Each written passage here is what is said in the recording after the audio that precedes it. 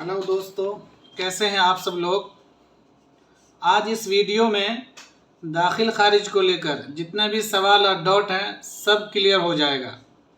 अगर किसी का दाखिल खारिज हो नहीं रहा है तो उसका भी जवाब मिल जाएगा इस वीडियो में।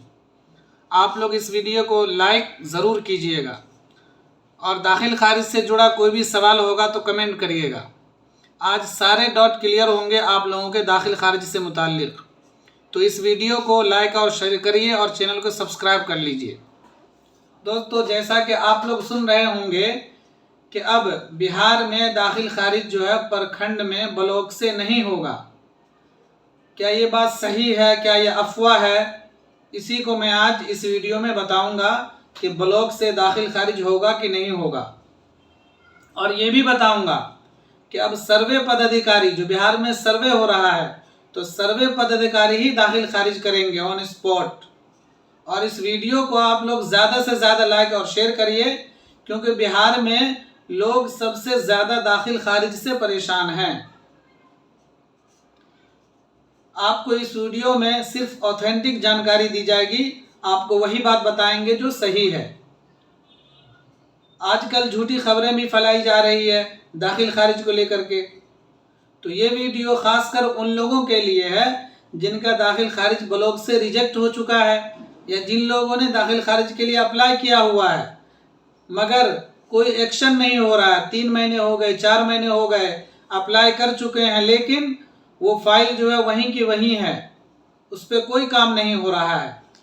तो इसी के मुताल्लिक आज हम इस वीडियो में बात करेंगे।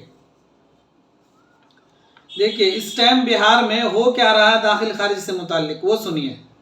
बिहार के किसी भी ज़िले में चले जाइए, किसी भी ब्लॉक में चले जाइए, हर ब्लॉक में दाखिल खारिज करने का फीस बंधा हुआ है। क्या बंधा हुआ? फीस, जिसको चढ़ावा बोलते हैं। दाखिल खारिज का फीस बंधा हुआ है। रिश्वत दीजिए तब आपका दाखिल खारिज होगा, नहीं तो नहीं होगा। और ये चढ़ावा भी कई कैटेगरी में है। अगर आपकी ज़मीन बिल्कुल साफ़ सुथरी है तो थोड़ा कम लगेगा। मतलब आपने जिस ज़मीन का दाखिल खारिज होने के लिए अप्लाई किए हैं आप, और वो ज़मीन बिल्कुल सही है, मतलब जिससे आप ज़मीन लिए हैं उसके नाम से ज़मीन शो हो रहा है, जितनी ज़मीन कागज़ में है उतनी ज़मीन उसके नाम से है, मतलब बिल्कुल सही है, तो थोड़ा चढ़ावा जो है थोड़ा कम लगेगा, मगर लगेगा ज़रूर। समझ रहे हैं ना? ये सब आप लोग जानते हैं। लेकिन अगर कोई कमी है, अगर आपकी ज़मीन में कोई थोड़ी बहुत कमियां रह जाती है ना, अगर वो कमी है तब तो बिना रिश्वत के, बिना चढ़ावा के आपका दाखिल खारिज होगा ही नहीं। वो कमी क्या होती है वो मैं आपको बताऊंगा। जैसे आपने ज़मीन लिया किसी से, ठीक है ना, और उसने आपको केवाला में लिख दिया कि 20 डिसमिल ज़मीन है, ठीक है। और आप जब दाखिल खारिज के लिए अप्लाई कर रहे हैं तो वहाँ पर भी लिखना होता है ज़मीन कितनी डिसमिल में है, कितने एकड़ में है। तो जैसे आपने केवाला पे आपका 20 डिसमिल लिखा हुआ है, आपने दाखिल खारिज के फॉर्म में 20 डिसमिल लिख दिया, लेकिन जिस आदमी ने आपको ये ज़मीन लिखा है ना, उसके नाम पे 20 डिसमिल के बजाय 18 डिसमिल शो हो रहा है ज़मीन उसके नाम पर। जैसे वो उसकी पुश्तैनी ज़मीन है, 8-10 लोग हिस्सेदार हैं, उसका हिस्सा उसमें 18 ही डिसमिल बनता है। इस तरह भी होता है। कभी कभी ऐसा भी होता है कि उसकी ज़मीन ही 18 डिसमिल ऑनलाइन शो कर रहा है लेकिन केवाला में और आपको लिख दिया 20 डिसमिल, तो ये कमी है। तो इस तरह से कमी, ये जो कमी है ना, ये कमी को देख करके आपका दाखिल खारिज आसानी से नहीं होने वाला है। ये तो आपकी कमी मानी जाएंगी और फिर मुँहमांगी रकम मांगी जाती है ब्लॉक वाले की तरफ से। ये तो वो हो गई, आपके पेपर में एक कमी हो गई। दूसरी कमी क्या होती है पेपर में कि कभी कभी नाम में हेरफेर हो जाता है। नाम में हेरफेर क्या होता है? जैसे आपको किसी ने ज़मीन लिखा, ठीक है ना, जैसे जिसने लिखा है उसका नाम है मोहम्मद सरफराज, केवाला में रजिस्ट्री पेपर में ये लिखा हुआ है कि बेचने वाला का नाम है मोहम्मद सरफराज। आपने जिससे ज़मीन ख़रीदा है उसका नाम मोहम्मद सरफराज है, केवाला में भी ज़मीन और रजिस्ट्री पेपर में सब जगह। और आपने जब अप्लाई किया ऑनलाइन दाखिल खारिज होने के लिए, उस टाइम भी जो सेलर के जो सेल किया उस पर लिख दिया आपने मोहम्मद सरफराज। लेकिन वही ज़मीन ऑनलाइन जो शो कर रहा है वो शो कर रहा है मोहम्मद सरफराज आलम के नाम से, मतलब उसमें आलम का इजाफा है ऑनलाइन में। मतलब केवाला में तो मोहम्मद सरफराज आलम है, इसी तरह से आपने जो अप्लाई किया उसमें भी आपने लिख दिया कि सेलर मोहम्मद सरफराज, लेकिन वही ज़मीन उसके नाम से ऑनलाइन तो शो कर रहा है, लेकिन मोहम्मद सरफराज के साथ साथ वहाँ पर आलम भी नाम में जुड़ा हुआ है। तो ये बहुत बड़ी कमी मानी जाएगी आपकी। किसके तरफ से? ब्लॉक वाले की तरफ से। और वो कहेंगे कि आपका नाम जो है मिसमैच हो रहा है, आपको जिसने ज़मीन बेचा है ना वो मोहम्मद सरफराज है, लेकिन यहाँ पर जो ज़मीन चढ़ा हुआ ऑनलाइन वो सरफराज आलम है। तो कैसे होगा आपका दाखिल खारिज? नहीं होगा, रिजेक्ट हो जाएगा। इस तरह की बातें की जाती है। फिर आप परेशान हो जाएंगे, आपसे कहा जाएगा कि क्या कहते हैं, कोर्ट जाके ये बनवा लीजिए कि यही सरफराज आलम ही सरफराज है, ये बहुत सारी बातें, मतलब आपको परेशान करा जाएगा। फिर आपको हिंट दिया जाएगा, जो आसपास में दलाल भी होते हैं वो कहेगा अरे कुछ दे दा के ख़त्म करो और हो जाएगा। जब कुछ दे दाने वाली बात आती है, जब आप कुछ देंगे फिर वो जो नाम मिसमैच था अभी तक वो सब सही हो जाता है। मतलब अभी तक आपका नाम मिसमैच आ रहा था, लेकिन जैसे आपने कुछ दिया चढ़ावा वो आपका काबिल कबूल हो जाएगा। वो क्या कहते हैं, जो आपने अप्लाई किया और आपका दाखिल खारिज हो जाएगा। इस तरह ये नाम मिसमैच में होता है। ये थोड़ी बहुत कमियां होती है तब ये बात है। लेकिन यहाँ तो बिहार के आप किसी भी ब्लॉक में चले जाइए दोस्तों, आप बिहार के किसी भी ब्लॉक में चले जाइए और बिल्कुल सही ज़मीन को अप्लाई करिए दाखिल खारिज होने के लिए। मतलब जिसने आपको लिखा है उसी के नाम से ऑनलाइन शो भी कर रहा है, जितनी ज़मीन लिखा, जितने डिसमिल उतने डिसमिल भी शो कर रहा है, सब कुछ ठीक है बिल्कुल।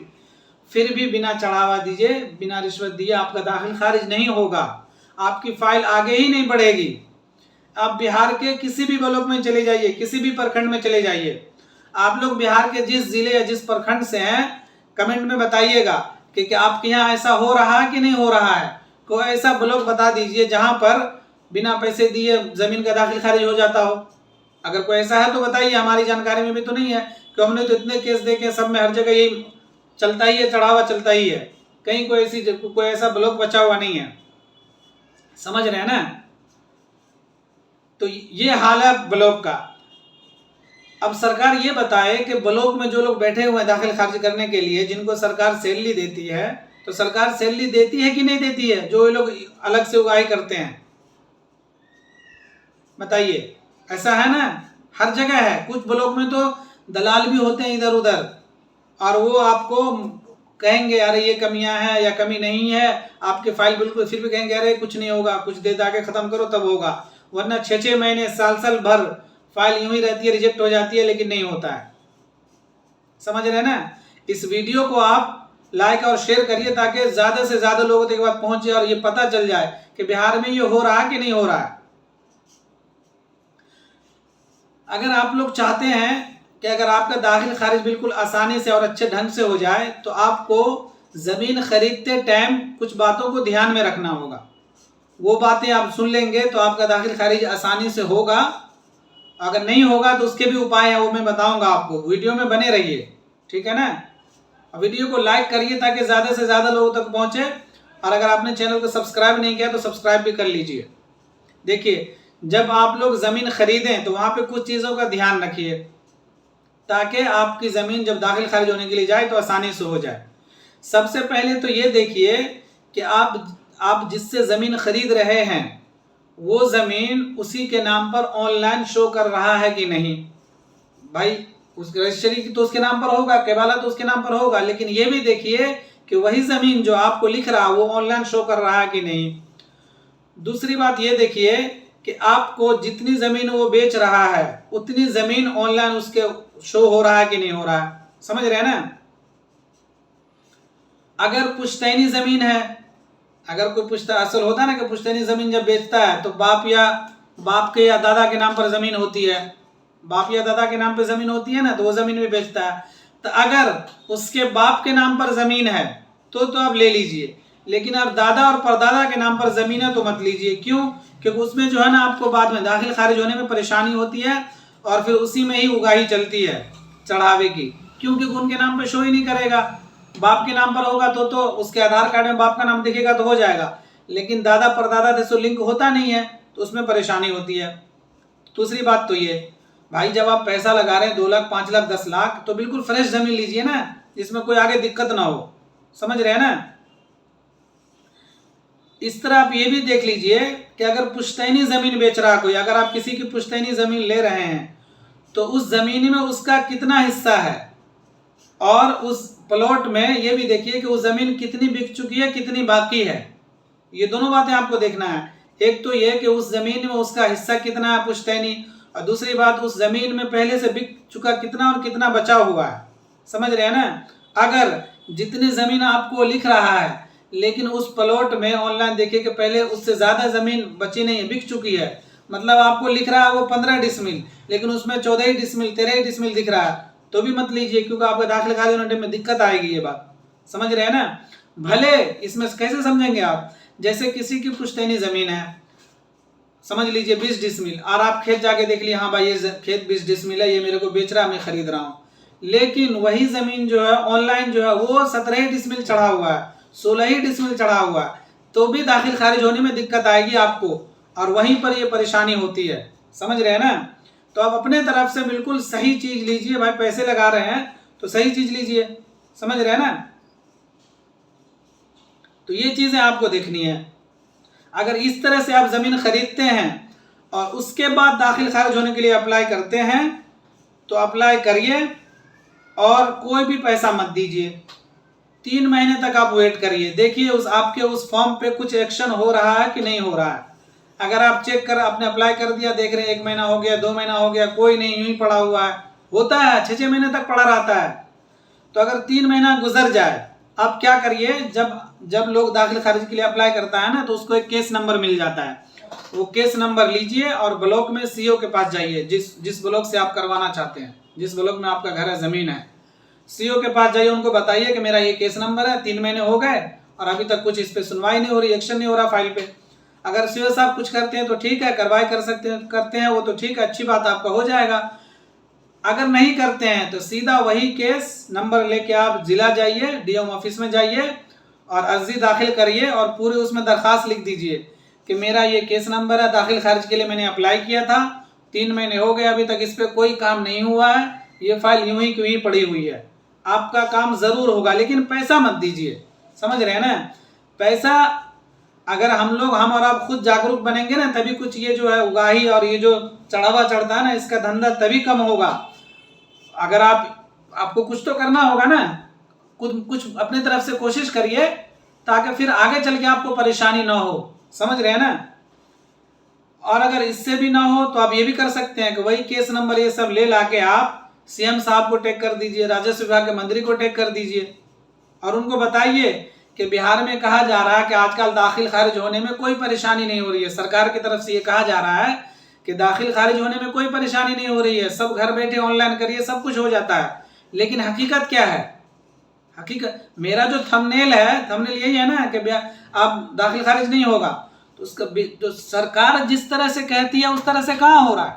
सरकार कहती है कि आप ऑनलाइन कर दीजिए, आपका दाखिल खारिज हो जाएगा, लेकिन इस तरह से होता नहीं है। जब तक आप ब्लॉक नहीं जाएंगे, चढ़ावा नहीं देंगे, जब तक आपका होगा नहीं। समझ रहे हैं ना।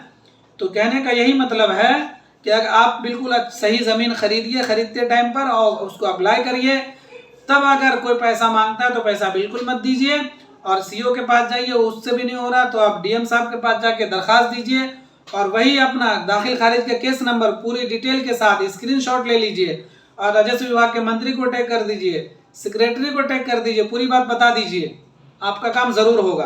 समझ रहे हैं ना।